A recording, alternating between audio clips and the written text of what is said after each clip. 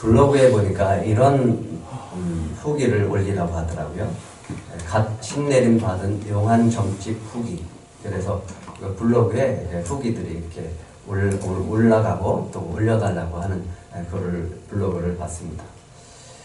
또 어떤 사이트는 점 보는 크리스찬이라고 하는 그런 사이트도 있습니다. 점을 누가 본다고요? 기독교인들도 점을 보는 것 같습니다. 최근 5년 사이에 점을 보는 경험이 있습니까? 라고 질문해봤더니 무려 국민의 41%가 그렇다, 경험이 있다라고 답을 했습니다. 연령부들을 보니까 29세에서 39세, 그러니까 약 30대 정도가 가장 많은 것으로 보여집니다. 왜 그럴까요?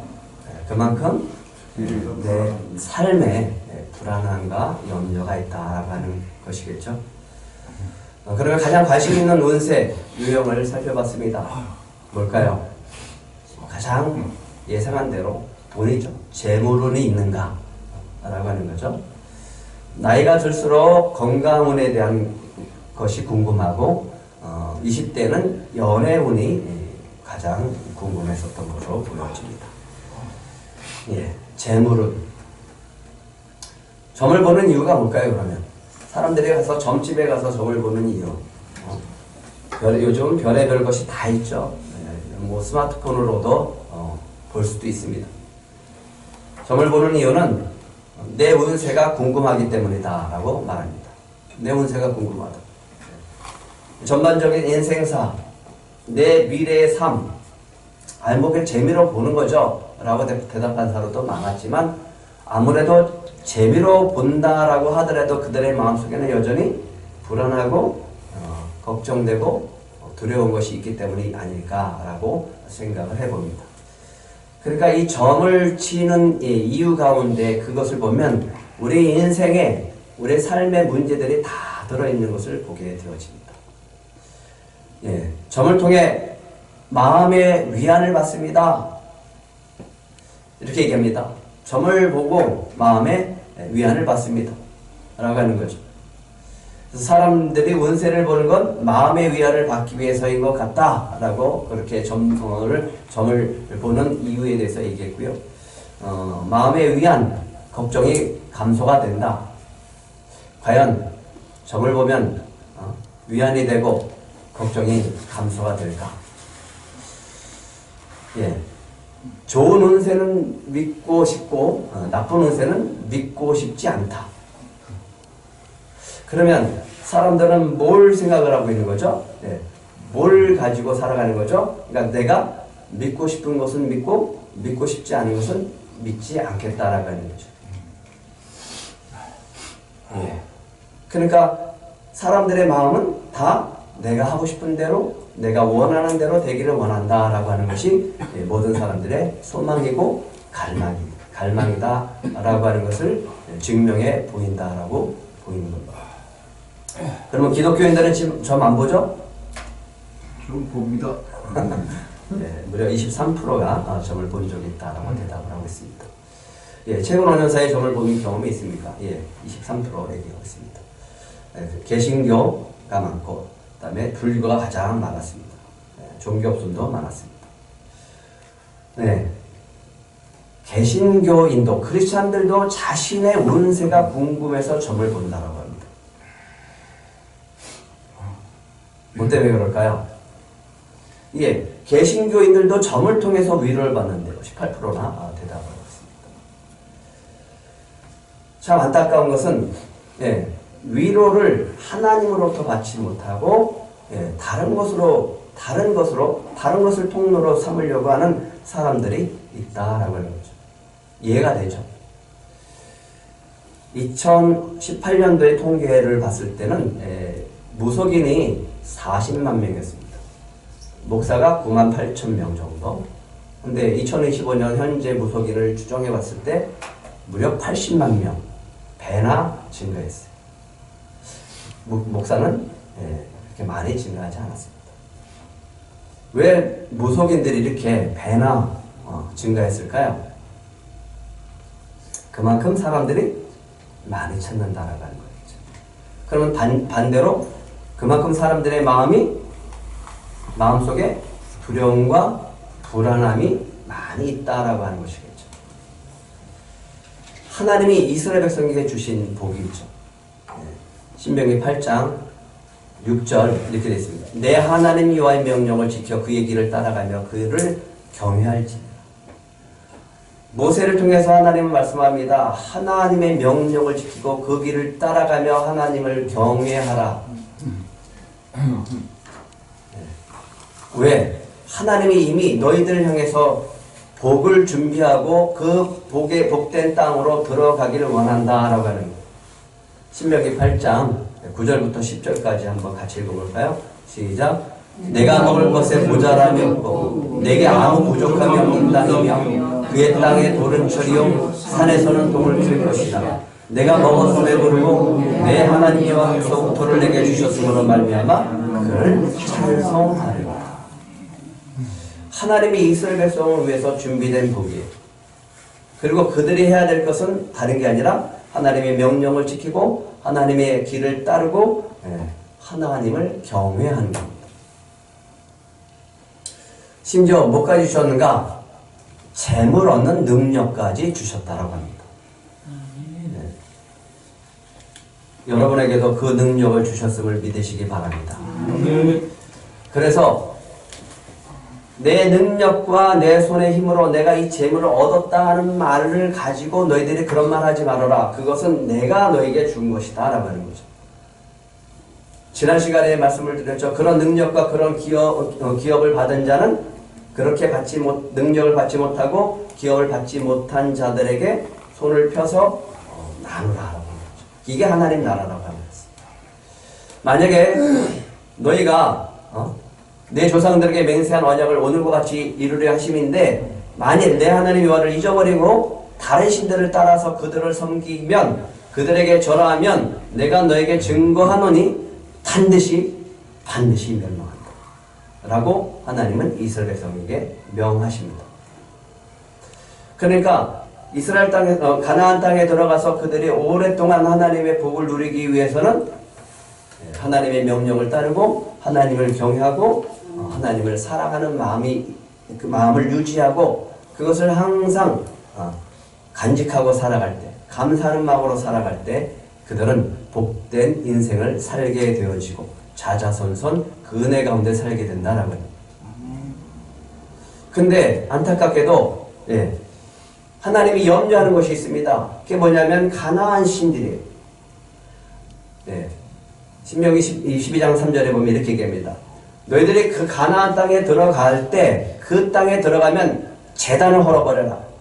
주상을 깨뜨려버려라. 주상은 바알신이에요. 아세라상을 불사르고 그 조각한 신상들을 찍어 그 이름을 그곳에서 멸해버려라. 그런데도 불구하고 그들은 나중에 섬깁니다. 왜? 저 바알신이 가만히 보니까 농사를 잘 짓게 하는 것 같고 풍요를 주는 것 같아요. 그래서 바알은 풍요의 신인데 하나님을 떠나서 바알신을 믿습니다. 완전히 떠나지는 않아요. 양다리를 거쳐요. 하나님을 믿는 것처럼 보이면서도 실제로는 바알을 섬겨요. 왜? 그 축복이 하나님이 아니라 저 바알이 준다라고 믿었기 때문에. 그래서 거기 제단을 쌓고 거기에 제물을 드립니다. 아세라상은 다산의 신이 자녀를 많이 낳게 하는 거예요. 고대사에서는 자녀를 많이 낳는 것이 농사나 목축에 큰 도움이 되기 때문에 그게 복이라고 여겼기 때문에 이 아세라상이 자녀를 준다라고 믿었습니다. 하나님은 그래요. 들어가면 처음부터 다 부셔라. 아예 없애라. 나를 향해서 너희들이 마음을 집중하지 못하고 하나님을 섬기지 못하게 하는 그런 모든 것들은 아예 처음부터 다 없애버려라 라고 말씀하시는 거예요. 점을 내신다고요? 궁금해요. 내가 어떻게 될까? 내 인생이 어떻게 될까? 잘 될까? 안 될까? 붙을까? 떨어질까? 결혼해야 되나? 말아야 되나? 취직할 수 있을까? 없을까? 궁금하죠? 어떤 답을 원할까요? 다 잘 되기를 원하죠? 내가 바라고 원하는 답을 찾아갑니다. 어떤 분이 아들을 원했어요. 정말 아들을 원했어요. 근데 점집에 갔어요. 그분도 크리스찬이에요. 근데 딸을 준대. 그날 엉엉 울고 그러고 난 다음에 이러면 안 되겠다. 그러고 다른 점집을 갔어. 또 봤더니 또 딸이래. 아무래도 안 될 것 같아. 무슨 이게 대책을 세울 것 같아. 그리고 또 다른 집을 갔어요. 그 다른 집에서는 드디어 아들을 낳는데. 그리고 이렇게 얘기하는 거예요. 하나님이 응답해줬다.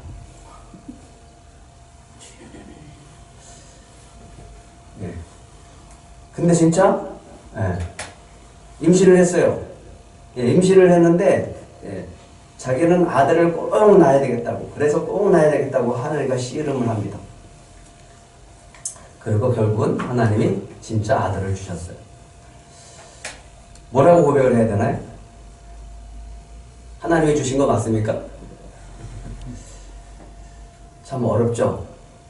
점집을 찾는 이유는 이렇습니다. 궁금증에 대한 내가 답을 얻기 위해서 좀 연애한 것, 연애가 잘 될까? 결혼할까? 말까? 내 짝인가? 아닌가? 취업이 될까? 안 될까? 내가 건강할까? 죽을까? 정말 살까? 재물을 얻을까? 궁금하죠? 답을 얻기 위해서. 그런데 그 답을 먼저 내가 내려놓고 그 답이 있는 곳을 찾아가는 거예요. 다가올 미래에 대해서 불안감을 해소하기 위해서 한번 들어보는 거예요. 이건 뭐 그냥 들어보는 거야. 참고하기 위해서. 그런데 그 마음속에는 불안함이 있는 거예요. 그리고 자기가 원하는 대답을 들으면 안심하는 거예요. 근데 부작용이 있습니다. 뭘까요? 점괘가 맞으면 어떻게 될까요? 문제는 사라지지 않습니다. 계속 찾아오잖아요. 그럼 문제가 생기면 누굴 찾아가요? 그 무당을 찾아가죠. 점괘가 맞으면 무당을 신뢰합니다. 자기를 신뢰하는 게 아니고 하나님을 신뢰하는 게 아니고, 또 사소한 결정에도 어려움을 겪게 돼요. 이거 잘 될까 안 될까 그 불안하니까 또 찾아가는 거예요. 결정 장애가 생깁니다. 다시 무당 찾죠? 그러니까 불안감을 떨치기 위해서 그 말에 걸리니까 무당이 한 말이 무시해. 그런데 어느덧 자기 머릿속에 인식이 되고 자꾸만 되뇌이면서 내 마음을 누르고 있는 것을 경험한다라고 하는 거죠. 오히려 불안하고 두려움을 더 키우게 된다라고 하는 거예요. 무당이 그러는 거야. 올 여름에 물 조심해. 그럼 어떻게 해? 목욕탕도 안 가고. 그런 두려움 속에서 살아가는 거죠. 한번 따라해 보실래요? 예수가 답이다. 예수가 답이다. 뭐가 답이라고요? 다른 데서 답 찾지 말고 주님이 답인 줄 믿으시기 바랍니다. 미래에 대한 불안과 궁금증에 집중하지 말고 그거는 주님이 하실 거예요. 주님이 우리를 책임져 줄 걸 믿고 우리는 다시 강조하지만 하나님 관계에 집중하세요. 하나님과의 관계가 친밀하고 하나님의 관계가 화목하면 하나님이 다 책임져 주실 줄 믿습니다. 심지어 무너진 것도 회복해 주십니다. 생사화복, 생명, 인생, 영혼, 우리의 역사까지도, 이 혼란스러운 역사까지도 하나님이 다 주관하고 계심을 믿으시기 바랍니다. 오히려 우리는 그것을 역사하시고 주관하시는 하나님을 두려워하라고 주님은 말합니다. 이게 예수님이 비유로 얘기합니다. 어느 농부가 농사를 너무너무 잘 돼서 창고를 넓게 지어야 되겠다. 그래서 내가 창고에 가득 세워놓고 내가 좀 편하게 살아야 되겠다 라고 했더니 주님이 이렇게 얘기하는 거예요. 하나님이, 야 어리석은 자여, 오늘 밤 네 영혼 도로 찾으리니 그러면 네가 그렇게 많이 쌓고 준비한 것은 누구의 것이 되겠느냐? 뭘 얘기하는 거예요? 너 오늘 죽으면 그거 누구 거 되겠냐? 라고 하는 거죠. 그거 누구 거 될지도 모르면서 그냥 쌓아놓는 거예요. 자기를 위하여 재물을 쌓아두고 하나님께 대해 부여하지 못한 자가 이와 같으니라. 그리고 마태복음 10장 28절에는 예수님이 이렇게 얘기합니다. 누구를 두려워하라고 하는지 한번 같이 읽어볼까요? 시작. 몸은 죽여도 영혼은 능히 죽이지 못하는 자들을 두려워하지 말고 오직 몸과 영혼을 능히 지옥에 멸하실 수 있는 하나님을 두려워하라. 누굴 두려워하라고요? 하나님을 두려워하라. 그러면 우리는 어떻게 살아야 될까요? 네. 어떻게 그 두려움을 극복하고 살아가야 될까요? 한번 따라해 보실래요? 하나님 자녀가 되면 된다. 하나님 자녀가 되면 된다. 하나님 자녀가 되면 되는 거예요. 이미 여러분은 하나님의 자녀임을 믿으시기 바랍니다. 그래서 늘 들곳을 생각하세요. 우리 교회 이름을 생각하세요. 너희 중에 아버지가 된 자로서 누가 아들이 생선을 달라는데 생선 대신 뱀을 주고 알을 달라는데 정갈을 줄 아버지가 어디 있느냐? 너희가 악할지라도 좋은 것을 자식에게 줄 줄 알거든 하물며 너희 하늘 아버지께서 구하는 자에게 성령을 주시지 않겠느냐? 예수를 믿는 자들에게 가장 귀한 선물 성령을 여러분에게 주신 줄 믿으시기 바랍니다. 들꽃교회 그 이름, 오늘 있다가 내일 아구에 던져지는 들풀도 하나님이 입히시거든 하물며 너일까 보냐 믿음이 작은 자들아. 그래서 항상 불안하고 두렵고 염려가 되어질 때 우리 교회 이름을 생각하시기 바랍니다. 이름이 뭐예요? 들꽃을 생각하시기 바랍니다. 하물며 너일까 보냐. 하물며 너일까 보냐. 들꽃도 책임져 주고 하나님이 입히시는데 하물며 사랑하는 하나님의 자녀 너일까 보냐. 한나는 우리가 잘 알고 있죠. 남편이 두 번째 여인을 얹고 그 여인 속에서 자녀들을 잘 낳았어요. 그러니까 자식 없는 서러움을 온 몸으로 이 그 여자와 자녀들로부터 당한 너무너무 서러운 이 문제를 어떻게 해결할까? 애기가 있을까 없을까? 장차한테 애기가 있을까 없을까? 돈 벌어 가야 되나? 저 남편한테 자녀를 저 남편을 통해서 자녀를 얻을까? 이거 어떻게 해결할까? 어떻게 돼요? 분인나와 그 자식들이 그런 수모를 당함에도 불구하고 한나가 선택한 것은 하나님의 성전으로 가는 거예요. 그 문제를 들고 울면서 하나님 성전으로 가서 서원합니다. 만군의 여호와여, 만일 주의 여정의 고통을 돌아보시고 나를 기억하사 주의 여정을 잊지 아니하시고 주의 여정에게 아들을 주시면 내가 그의 평생의 그를 여호와께 드리고 삭도를 그의 머리를 대지 않겠나이다. 이 아들 나에게 주시면 하나님께 드리겠나이다. 그렇게 눈물을 흘리면서 기도했더니 엘리 제사장이 술 먹지 말아라 좀 제발. 술 먹은 게 아닙니다. 왜 목사님은 내 마음도 몰라주시냐고. 내가 지금 너무너무 억울하고 속상해서 지금 하나님 앞에 기도하는 건데 그러면 내가 기도해 주겠다. 엘리 제사장의 축복 기도를 받고 이제 집으로 돌아갑니다. 아침 일찍 일어나서 여호와께 경배하고 돌아가서 자기 집에 돌아갔을 때 엘가나와 그의 아내가 동침합니다. 그런데 너무너무 귀한 성경 구절 여호와께서 그를 생각하신지라. 하나님이 생각하시면 다 해결될 줄 믿습니다. 한나가 임신하고 때가 이름에 아들을 낳아 사무엘이라 이름하였으니 이는 내가 여호와께 그를 구하였다 합니다. 하나님의 이름입니다. 하나님이 주셨습니다. 하나님이 주셨습니다. 이 아들입니다. 하나님께 다시 드립니다. 그래서 놀라운 역사가 시작되는데 이 사무엘은 마지막 사사이자 모세 후에 최초의 선지자고 제사장이 탄생하게 됩니다. 오늘 나에게 주신 문제, 오늘 나에게 마음의 억울함, 고통, 눈물, 분노, 이 문제를 가지고 하나님은 어떻게 바꾸셨어요? 이스라엘의 역사 가운데 아주 위대한 선지자를 낳게 하는 그런 통로가 되게 하셨습니다.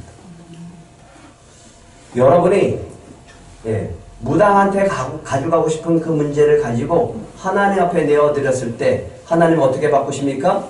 놀랍게 하나님의 은혜 가운데 하나님의 기쁨이 되어지는 문제로 바꾸어 주실 줄 믿습니다. 13장 1절에는 이렇게 얘기합니다.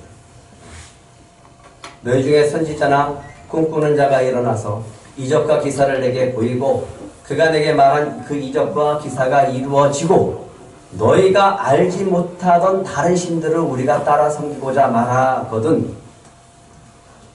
3절 한번 같이 읽겠습니다. 시작. 너는 그 선지자나 꿈꾸는 자의 말을 청종하지 말라. 이는 너희의 하나님 여호와께서 너희가 마음을 다하고 뜻을 다하여 너희 하나님 여호와를 사랑하는 여부를 알려하사 너희를 시험하시리라. 왜 시험하신다고요? 하나님이 왜 시험하신다고요? 너희의 마음이 나를 사랑하는지 안 하는지, 너희가 나를 사랑해서 내 말을 따르는지 안 따르는지, 나는 거기에 관심이 있다는 겁니다. 하나님의 관심은 언제나 우리의 마음이에요. 우리 마음의 속에 있습니다. 우리의 마음이 하나님을 향하는가, 우리의 마음이 하나님의 뜻을 따르는가, 우리가 하나님 말씀에 순종하는가, 하나님을 사랑하는가 안 하는가. 하나님은 항상 거기에 있어요. 우리가 열심히 뭔가 하나님을 위해서 하는 것, 예, 그것도 소중하지만 그것보다 먼저 우리 마음이 어디를 향하고 있는가를 하나님이 보십니다. 너는 그 선지자나 꿈꾸는 자의 말을 청종하지 말아라. 이는 너희의 하나님이 여호와께서 너희의 마음을 다하고 뜻을 다하여 하나님 여호와를 사랑하는지 안 하는지를 알기 위해서 내가 시험하는 것. 그러면 이 시험에 통과하기 위해서는 어떻게 해야 됩니까? 청종하지 말아야 되고, 예, 마음과 뜻을 다해서 하나님을 사랑하라고 했는데 그게 어떤 사랑을 했죠? 절대 신뢰, 절대 의존이라고 했잖아요. 하나님 외에는 떨어지면 죽습니다 라고 하는 것. 하나님 말씀이 아니면 우리는 이룰 수 없습니다. 하나님 아니면 우리는 아무것도 할 수 없습니다 라고 하는 절대 신뢰, 절대 의존, 그러면서 하나님을 섬기는 것, 그것이 하나님을 사랑하는 거라고 말씀을 드렸습니다. 하나님은 거기에 관심을 둡니다. 듣지 말라고요. 뭐가 있어도 그가 이적을 행하고 그가 능력을 하고 기적을 베풀더라도 하나님의 시험은 그렇습니다. 내 마음이 어떠한지, 나를 사랑하는지 안 하는지, 내 하나님 여호와께서 이 40년 동안에 내가 광야 길을 걷게 하신 것을 기억해봐라. 너희들은 항상 나에게 반역하는 자들이었다. 목이 뻣뻣한 백성들이었다.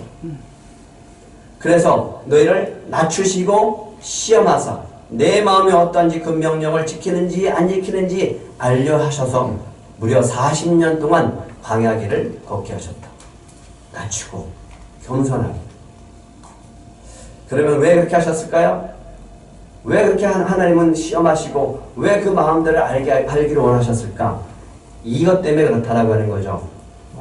16절 우리 한번 같이 읽어볼까요? 시작. 내 조상들도 알지 못하던 만나를 광야에서 내게 먹이셨나니 이는 다 너를 낮추시고 너를 시험하셔서 마침내 뭘 주기 위해서? 복을 주기 위해서.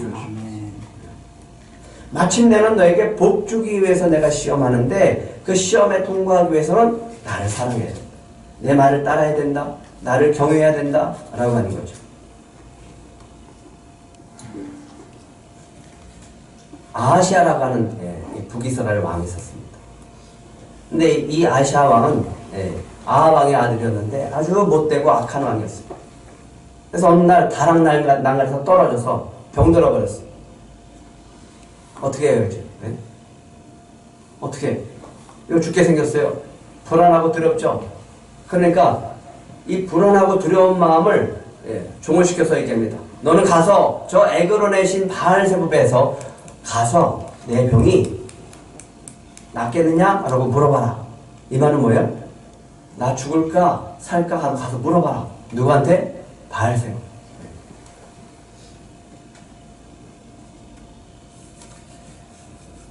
여호와의 사자가 엘리야에게 임합니다.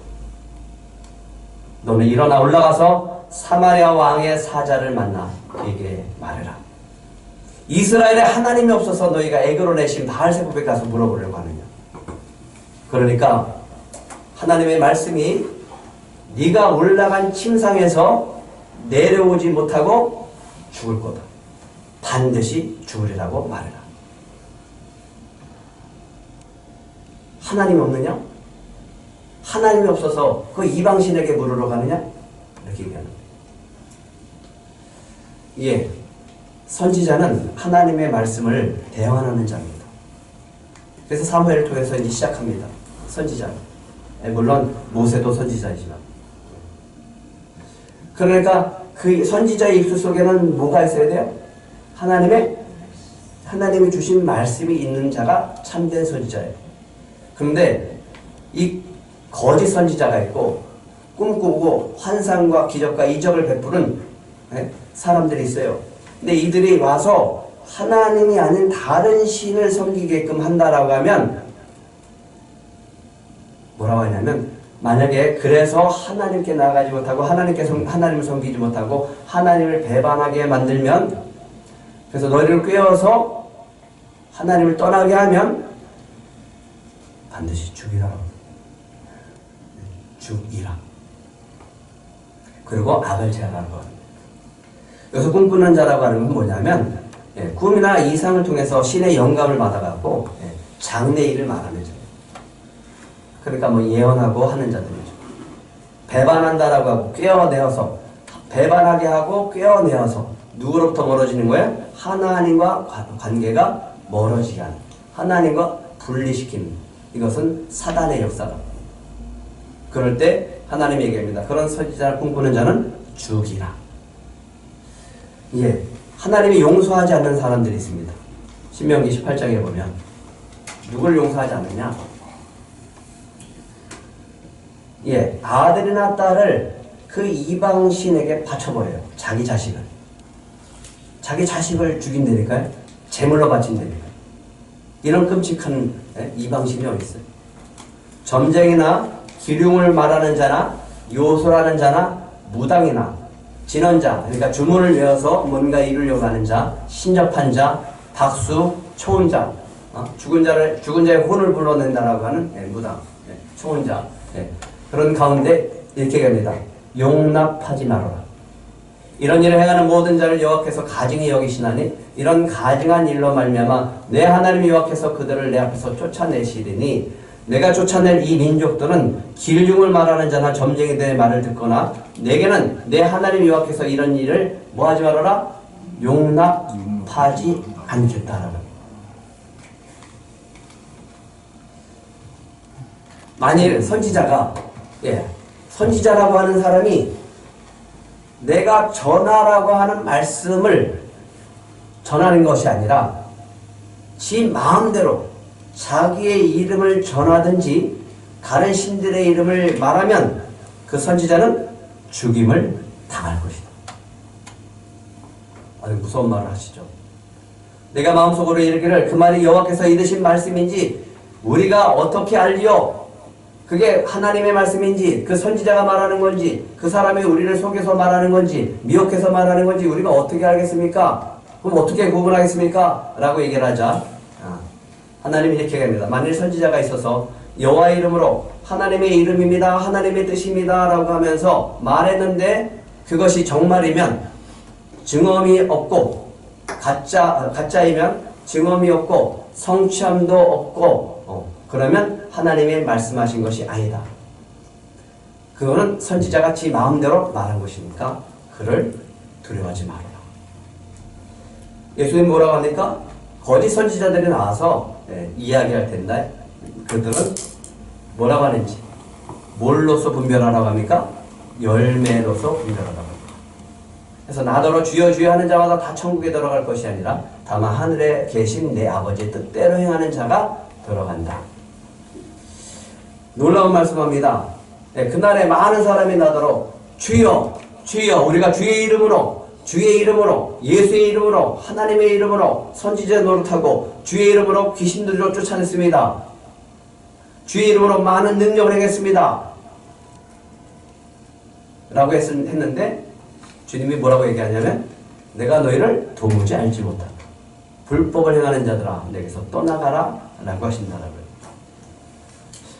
그럼 목사님 어떻게 분별해야 됩니까?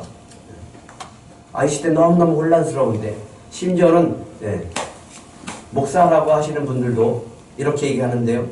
교회 안에서도 이렇게 하는데요. 어떻게 분별합니까? 쉬워요. 너무너무 쉬운데 너무 어렵게 생각하는 거예요. 그 사람의 이름을 높이면 가짜예요. 하나님의 이름을 높이면 진짜예요. 이해가시나요? 사람의 이름을 높이면 가짜고요. 심지어 목회자의 이름을 높인다고 하면 그것도 가짜예요. 하나님의 이름만 높아져요. 두 번째는 문제 해결에만 초점을 둬요. 반드시 예수님을 믿고 하나님께 나아가면 문제를 해결해 주시죠. 근데 자꾸만 그 문제 해결에만 초점을 둬요. 그 문제를 주시는 하나님의 초점을 안 둬요. 하나님께 초점을 두고 하나님의 관계 회복에 초점을 둬야 됩니다. 항상 잊지 마세요. 관계 회복이 중심입니다. 예수님은 하나님과 우리 사이에 죄로 멀어진 것을 화목케 하기 위해서 오셨습니다. 또 한 가지는 해결 방법을 찾는 데 집중합니다. 어떻게 하면 이제는 수단과 방법을 가리지 않게 하고 사람을 의지하게 하고 돈을 의지하게 합니다. 물론 그 해결 방법을 하나님이 쓰실 수 있지만 거기에만 집중하게 하고 하나님을 바라보지 못하고 하나님을 만나지 못하게 한다면 그것도 가짜입니다. 초점은 하나님과 만나는 것이 중요합니다. 하나님이 이 문제를 통해서 어떻게 이 문제를 같이 해결할까? 그래서 주시는 거예요. 또 선지자 능력에 의지합니다. 심지어는 은사에 의지합니다. 은사 당연히 드러나야 되겠죠. 하지만 그 목적이 하나님을 의지하게 하고 하나님을 만나게 해야 되는 거지, 그 은사자, 그 능력자를 바라보게 한다라고 하면 그것도 가짜입니다. 쉽게 생각했어요. 하나님과 내가 이것을 통해서 멀어지게 하는가? 하나님과 가까워지게 하는가? 하박국 선지자가 있었어요. 하나님한테 그래요. 하나님, 어떻게 의인을 악인과 함께 멸할 수 있습니까? 내가 놀라운 일을 일으킬 거다. 저 갈대아 일을 일으켜서 이스라엘을, 유다를 멸망시킬 것이다. 어떻게 해요? 아니, 우리가 하나님 백성 아닙니까? 그런데 그들은 죄악 가운데 다 멸망할 거라고 하나님이 얘기하시자 그 뜻을 받아들입니다. 유다가 뭐 한다고요? 멸망당한다고요. 그게 하나님의 뜻이라고요. 많은 사람이 어떻게 하나님이 계신데 망할 수 있습니까? 라고 했는데, 하나님의 뜻이 망하는 것이 있을 수도 있습니다. 하나님의 뜻이 망하는 것일 수도 있다고요. 근데 뭐라고요? 우리 너무너무 잘 알죠. 우리 찬양까지 하잖아요. 이 고백이 하나님의 뜻을 받아들임으로써 하나님을 찬양하는 겁니다. 너무나 잘 아는 말씀이지만 한번 고백하겠습니다. 하박국 3장 17절 18절 시작. 비록 무화과나무가 무성하지 못하며 포도나무에 열매가 없으며 감람나무에 소출이 없으며 밭에 먹을 것이 없으며 우리의 양이 없으며 외양간의 수가 없을지라도 나는 여호와로 말미암아 즐거워하며 나의 구원의 하나님으로 말미암아 기뻐하노라. 이게 하나님의 뜻을 따라가는 사람이고, 그 하나님의 사랑이 결국은 모든 시험을 이기게 하시는 하나님이신 줄 믿으시기 바랍니다. 아멘. 하나님의 관계를 분리시키는 가족이 있어요. 하나님의 관계를 떨어뜨리는 친구가 있어요. 근데 심지어 하나님은 뭐라고 하냐면, 그 자라고 할지라도 그들이 이방신을 섬기게 한다라고 하면 돌로 쳐 죽여라요. 아이고, 하나님 너무 잔인하시네. 왜 그럴까요? 너는 그를 따르지도 말고 듣지 말고 긍휼히 여기지도 말며 애석히 여기지도 말고 덮어 숨기지도 말아라. 용서 없이 그를 죽여라. 죽일 때 내가 먼저 그의 손을 대고 후에 백성들이 돌을 들어서 쳐라. 그럼 가족이 먼저 치고 지도자가 먼저 칠 때 그 마음은 어떨까? 라고 하는 거죠. 그만큼 악을 제하고 거룩한 백성이 되기를 원하고 오직 하나님만 바라보고 살라라고 하는 뜻에서 말씀하십니다. 기억하라고 하는 거예요. 너를 깨어 떠나게 하려 한 자인이 너는 돌로 쳐 죽이라. 이거는 하나님의 잔인성을 얘기하는 것이 아니라 하나님이 거룩하니까 우리도 거룩하고 그 하나님 사랑 안에서만 살기를 바란다라고 하는 거예요. 우상은 없는 거예요. 사단은 있어도 사단이 그것을 이용해서 이용하지만 우상은 우리에게 없다. 에레미야가 그랬어요. 이 나라 망한다. 바벨론에 항복하라. 그랬더니 사람들이 그래요. 저 매국놈, 저 거짓 선지자 죽여라. 이렇게 얘기를 하죠. 그때 하나님이 주신 말씀이었습니다. 내 이름으로 거짓을 예언하는 선지자들의 말에 내가 꿈을 꾸었다라고 말하는 것은 내가 들었다. 거짓을 예언하는 선지자들이 언제까지 이 마음을 품겠느냐? 그들은 그 마음에 간교한 것을 예언하느니라. 여호와의 말씀이니라. 보라, 거짓 꿈을 예언하여 이르며 거짓과 헛된 자만으로 백성을 미혹하게 하는 자를 내가 치리라. 내가 그들을 보내지 아니하였고 명령하지도 않았고 내가 그런 말 한 적도 없고 이 백성에게 아무 유익이 없는 것이다.